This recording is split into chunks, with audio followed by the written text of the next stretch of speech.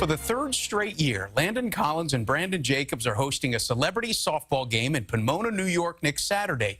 This year is going to be Collins' final year hosting because he's now a Washington Redskin.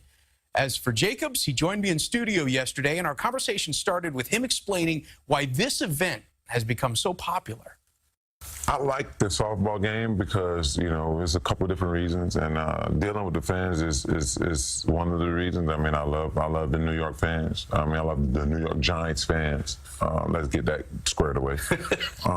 We're limiting that to the Giants fans. Yeah, so they're great fans. They're very passionate about the sport. And I love seeing them and talking to them, and they ask questions. And there's some fans I've met and I communicate with through social media as well, and seeing my teammates that I play with, and getting a chance to talk to the new guys that's out there playing now, get a chance to talk to an older guy that played before me. It's just one big brotherhood, and just one big family thing. We get along, everybody get along good, and that's what this whole thing is for. Because sometimes the competitive juices can bring out a little bit more aggression. Yeah. And we try to keep that bottled up. That's what I'm trying to say. Which I think the guys I played with and know will be a little bit more aggressive than the guys that's playing now. That's the thing, is it's got to be tough for some guys to kind of bottle that up in a way. Yeah, no, it is, but it's softball.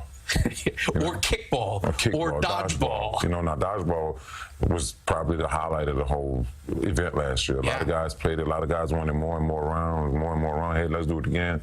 And like, hey, man, we can't do it again. We got to get to the softball game. We only got so much time to be out here. Right. So.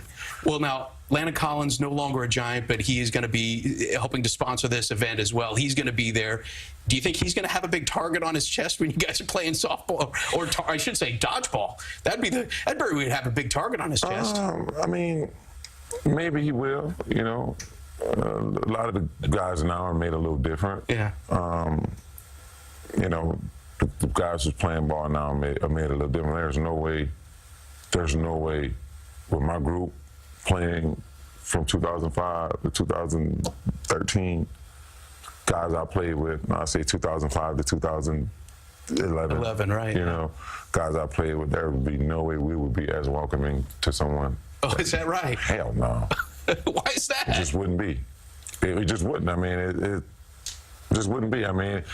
It was a little bit different. Like I said, we played the game for each other, and things that we went through together, and now you're no longer a part of this. It's like, especially not even just to go to another team, go to the Redskins in the division team. But I understand Landon's thought process. I understand, you're going to play the game for so long, so you have to maximize every opportunity you get, and that's what he did, and I'm happy for him. Yeah, okay, so clearly the Giants made a massive overhaul this offseason. They lost some Pro Bowlers. They got rid of Odell, Olivier. Landon Collins was one of them, and they put it under the guise of changing the culture of the locker room. But is it true that it was really what it really is a rebuild? I don't think it's a rebuild. You got to line up and you got to play the season. You got to play the season with guys who can win, and I think we have that. I think some of the decisions that were made upstairs by management, I think some of them had to be made. I'm not quite sure about the whole Landon situation. But some of the Giants had way too much money tied up out there with 2 or 3 players. I just don't think that was the way you win. So the finances drove this more than the culture of the locker room? Yeah, finances definitely was a part of the weren't getting enough as a team for us to wins. Yeah. Not saying the guys that they had the money tied up in wasn't the reason why they didn't get their wins, but for some reason it never came together like they wanted it to, right? And that's just, that's my opinion. I don't think it came together like they wanted it to, so they had to try to configure some of the money they had tied up and place it in different places, by going out and get guys that wouldn't, that didn't cost quite as much. And if you're gonna win 3 games, 4 games, don't have that much money tied up in two or three guys. All right, You know so what I mean? what does it do to a locker room then when you have all these Pro Bowlers being shipped out in one offseason? Who cares? They never care about what happened to the locker room when guys are gone. I mean, I literally got drafted in 2005 and watched my team wither away with guys I've started with throughout the way. No one cares about that. No one cares about the relationships, that you build. They're going to do the best they got to do. They make the best decision that they have to make sure the New York Football Giants football team is productive. And one constant through it all has been Eli Manning. If there's one attribute maybe he doesn't get credit for as much is, his durability. He has never missed a game in his NFL career due to injury. That's big. And he has been hit. Yeah. And he has been dumped on the back of his head. He's been dumped on the front of his face. He's been hit every which way a quarterback can be hit. And he's still playing. He's still out there, never missed a game. The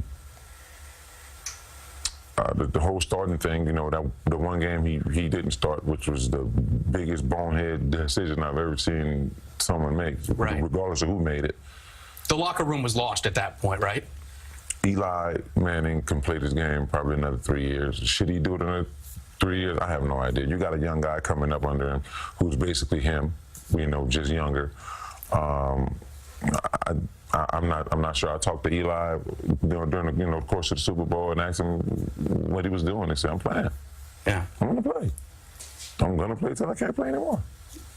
Even with someone like, it's been a kind of a running joke on the internet that those guys are basically like twins, if you will. That Daniel Jones Daniel's faster than Eli, though. Oh, is that right? Yeah, Daniel's faster than Eli. He'd be able to round the bases a little faster than Eli. He definitely wouldn't take 5 minutes to get a 10-yard touchdown like Eli did in London. So he's got one extra chip in the fact that he's a little bit more athletic. Yeah, he's more athletic than E too. Okay. I love E. I know. I can tell. He'll be taking all these same shots at me, so I got opportunity to do it to him. We know that Eli is a prankster. He's got this dry sense of humor. Have you been the victim of some of his pranks? Absolutely. Oh, no. Absolutely. Can you share?